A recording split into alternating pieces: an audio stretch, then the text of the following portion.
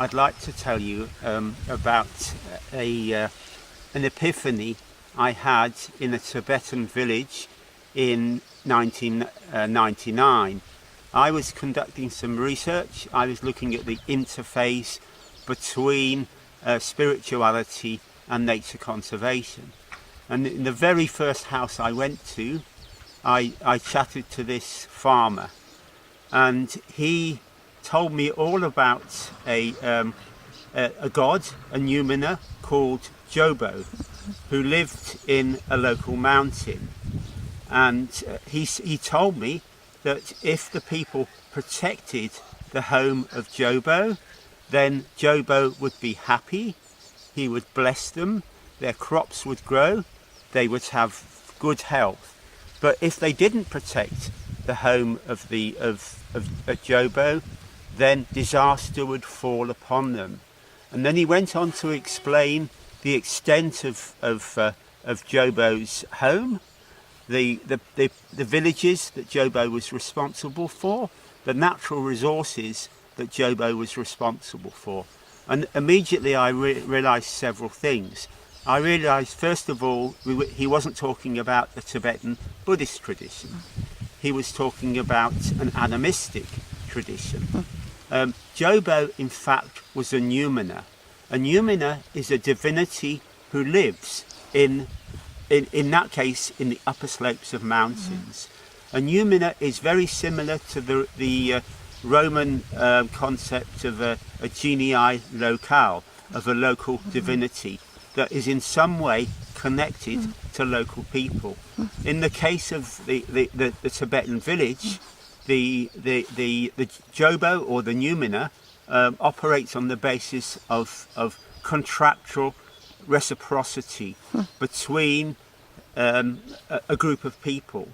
Now, the local people have to take care of the home of Jobo, not only the home, but also the natural resources.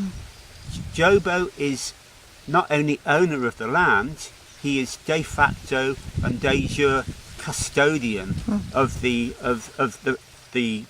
zone, the area he lives in, but also the natural resources. So, if you like, it's a form of spiritual governance. But there's a very, very close bond between the people. Very, very strong sense of place attachment between the people.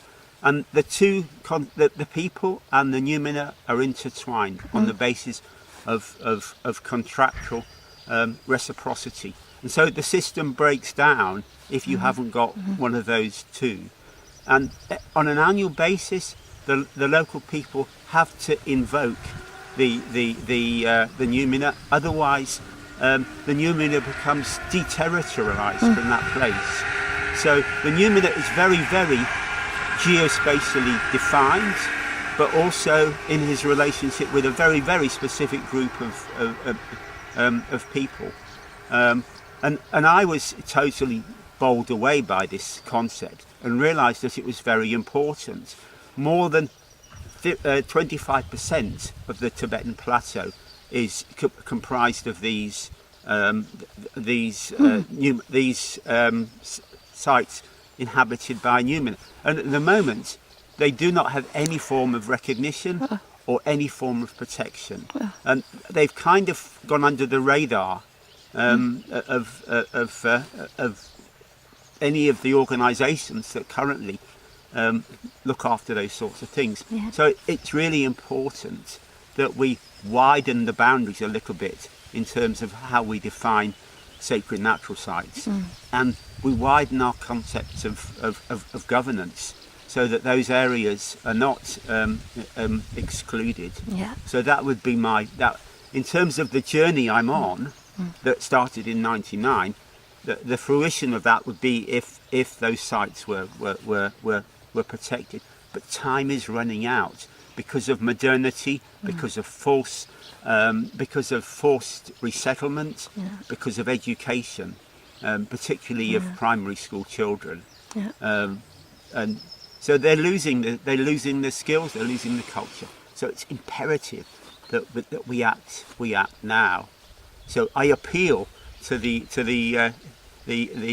people on the ICA who are part of ICA to please try and help in the process, to try and push the process along. Thank you very much. Thank you very much, John. Great.